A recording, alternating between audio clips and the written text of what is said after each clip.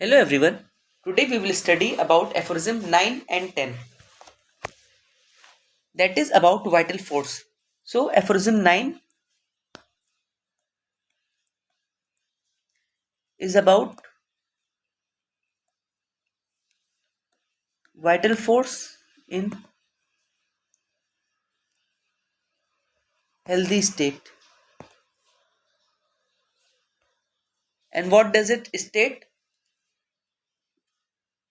In healthy condition of man, the spiritual vital force, autocracy, the dynamism that animates the material body, that is organism, rules with unbounded sway, retains all parts of organism in admirable, harmonious, vital operations as regard both sensation and function, so that our indwelling reason gifted mind can freely employ the living, healthy instrument for higher purpose of our existence. So उसमें जो important points हैं वो यहाँ पे दिया है. Autocracy,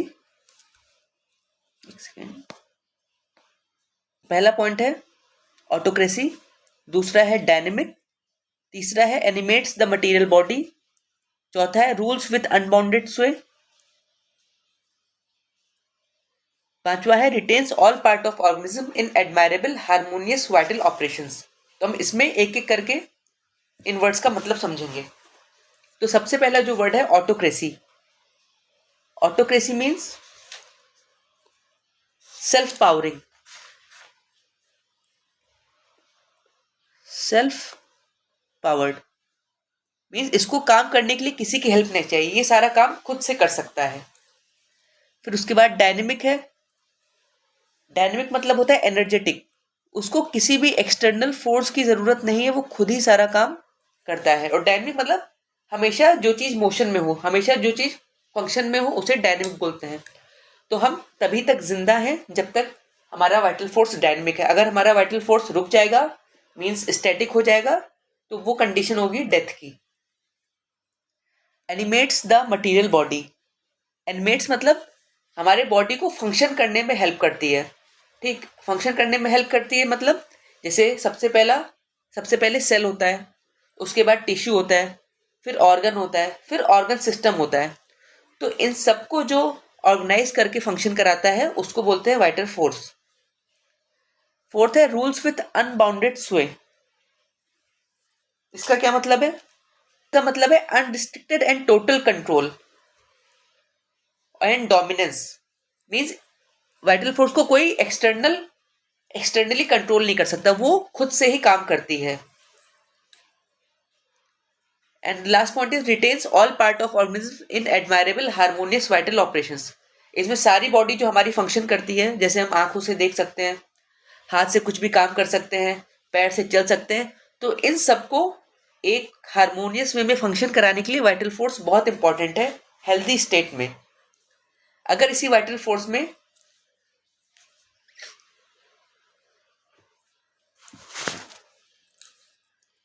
तो ये हो गया हमारा aphorism 9.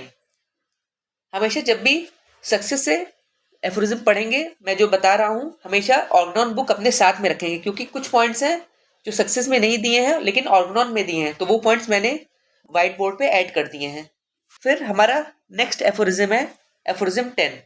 Aphorism 10 talks about what happens when there is no vital force. Then aphorism 10 it is given when there is no vital force. तो मैंने पहले बताया था अगर वाइटल फोर्स नहीं होगा तो बॉडी डेड है, अगर वाइटल फोर्स स्टैटिक हो गया या नहीं है. तो उसके रिजल्ट में क्या क्या हो सकता है? एक तो सबसे पहला होगा नो सेंसेशन. बॉडी में कोई सेंसेशन नहीं होगा, हम कुछ फील नहीं कर सकते. उसके बाद सेंसेशन नहीं होगा, कोई फंक्शन भी हम नहीं कर सकते. जो वाइटल फोर्स हमारे बॉडी को हार्मोनियस वे में मैनेज करके ऑर्गेनाइज करके रखा था, वो सब काम नहीं होगा. एंड थर्ड है no self preservation. No self preservation. ये 3 इंपॉर्टेंट पॉइंट है एफोरिज्म 10 में. एक बार हम सक्सेस से देख लेते हैं. Material organisms without vital force. capable of no sensation, no function and no self preservation. And footnote में दिया है absence of vital force organism is dead. जो मैंने पहले बताया था कि इन एब्सेंस ऑफ, अगर वाइटल फोर्स नहीं होगा तो ऑर्गेनिज्म डेड होगा। It decays and dissolves into chemical constitution. फिर वो, अगर बॉडी डेड हो गई तो धीरे धीरे क्या, केमिकल कॉन्स्टिट्यूशन में ब्रेक डाउन हो जाती है। नोट 1 में बुक में क्या दिया है, it is dead and now only subject to the power of external physical world, it decays and again dissolves into chemical constituent. तो ये हमारा हो गया एफोरिज्म 10। तो आज हमने दो एफोरिज्म देखे, एफोरिज्म 9 एंड 10, जिसमें वाइटल फोर्स की इंपॉर्टेंस दी गई है कि अगर वाइटल फोर्स हेल्थ में होगा तो क्या होगा, और वाइटल फोर्स अगर नहीं होगा हमारे अंदर तो क्या होगा। क्योंकि वाइटल फोर्स क्या है, वाइटल फोर्स एक स्पिरिचुअल इममटीरियल चीज है जो हम सिर्फ सेंस कर सकते हैं, जिसको ना हम देख सकते हैं ना टच कर सकते हैं, सिर्फ फील कर सकते हैं, तो वो है वाइटल फोर्स। जैसे हनुमान के अकॉर्डिंग लाइफ किससे बनी है, बॉडी माइंड एंड स्पिरिट से। इस स्पिरिट पार्ट को ही या स्पिरिचुअल पार्ट को ही हम वाइटल फोर्स बोलते हैं। देखिए एफोरिज्म 9 और 10 यूनिवर्सिटी एग्जाम के लिए भी बहुत इंपॉर्टेंट है, और वाइवा में तो पूरा एफोरिज्म पूछा जाता है। एफोरिज्म 9 तो उसको याद करना मैं बता देता हूँ कैसे याद कर सकते हैं। जो एफोरिज्म 9 है उसको 4 पार्ट में डिवाइड कर लेंगे, ठीक है। तो सबसे पहला जो सेंटेंस हो जाएगा वो तो है इन the healthy condition of man, ठीक है। तो ये स्टार्टिंग पॉइंट हो गया। अब इसमें 4 पॉइंट डिवाइड करना है। जो सबसे पहला पॉइंट याद करना है वो है the spiritual vital force, that is autocracy. तो स्पिरिचुअल वाइटल फोर्स क्या है, ये है the dynamis that animates the material body. और इसका क्या मतलब है मटीरियल बॉडी का, ऑर्गेनिज्म। तो ये पहला पॉइंट हो गया हमारा कि इन healthy condition of man the spiritual vital force the dynamics that animates the material body, that is organism. फिर सेकंड पॉइंट क्या है, अब तो पहला पॉइंट हो गया वाइटल फोर्स के बारे में कि वो क्या करता है, एनिमेट करता है। सेकंड पॉइंट क्या है, रूल्स विथ अनबाउंडेड स्वे, रूल्स विथ अनबाउंडेड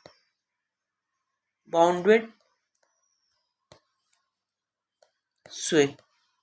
इसका मतलब मैं बता चुका हूं, अनबाउंडेड स्वे मतलब कि किसी का एक्सटर्नल कंट्रोल नहीं होता है हमारे वाइटल फोर्स पे, ये खुद से ही काम करता है। तो ये सेकंड पॉइंट है। फिर थर्ड पॉइंट जो है, अच्छा अब ये दोनों पहला और दूसरा पॉइंट मिला के क्या करेगा vital force, retains all the part of organism in, 3 word है, admirable, harmonious, vital operations as regards. मतलब अपने अकॉर्डिंग वाइटल फोर्स जिस भी हेल्थी स्टेट में होगा उसके अकॉर्डिंग हमारे बॉडी के सभी ऑर्गन्स को एक एडमायरेबल और हार्मोनियस वे में कंट्रोल करके रखेगा। और किस सेंस में, both sensation and function, both sensation and function. तो ये थर्ड पॉइंट हो गया। फिर फोर्थ और लास्ट पॉइंट है, अच्छा बोथ सेंसेशन और फंक्शन में रखेगा तो उससे क्या होगा, उससे होगा so that our, third point करने से रिजल्ट क्या मिलता है, वो मिलता है point 4, indwelling reason gifted mind can freely employ the living healthy instrument for higher purpose of our existence. तो अगर थर्ड पॉइंट की वजह से कि अगर हमारे सारे बॉडी को हेल्दी रखेगा, ऑर्गन्स को अच्छे से कंट्रोल करके रखेगा, किस दो सेंस में, एक तो सेंसेशन के सेंस में और एक फंक्शन के सेंस में, कि हमारे जो 5 सेंसेस होते हैं वो भी प्रॉपर फंक्शन करेंगे और जो हमारा बॉडी ओवरऑल फंक्शन करता है वो भी अच्छे से काम करेगा। तो उससे क्या होगा, इनड्वेलिंग रीजन गिफ्टेड माइंड से ये चीज फायदा होगा हमारा कि हमारा जो माइंड भगवान ने हमें दिया है उससे हम कुछ भी फ्रीली कर सकते हैं। क्योंकि देखिए अगर आपको डिसीज स्टेट होगा तो आपका माइंड कुछ करने का मन नहीं करेगा, माइंड कुछ करने के लिए बोलेगा नहीं, कुछ भी करने का मन नहीं होगा। तो ऐसे ही ये 4 पॉइंट हम याद कर लेंगे। तो एक बार और हम देख लेते हैं। In the healthy condition of man, पहला point, the spiritual vital force, the dynamics that animates the material body. तो पहला पॉइंट एनिमेशन की बात हो रही है। फिर दूसरा पॉइंट, उसको कोई कंट्रोल नहीं कर सकता, अनबाउंडेड स्वे, रूल्स विद अनबाउंडेड स्वे, उसकी बात हो रही है। फिर तीसरा पॉइंट, अब पहले 2 पॉइंट की वजह से तीसरा पॉइंट आएगा कि retain all parts of organisms in admirable harmonious vital operation as regard both function and sensation so that our, फिर थर्ड पॉइंट की वजह से फोर्थ पॉइंट होगा, indwelling reason gifted mind can freely employ the living healthy instrument for higher purpose of our existence. तो ऐसे हम aphorism 9 याद कर सकते हैं इजिली। Thank you. अगर आपको किसी भी एफोरिज्म का डिटेल्ड एक्सप्लेनेशन चाहिए तो प्लीज़ कमेंट में मेंशन करिएगा।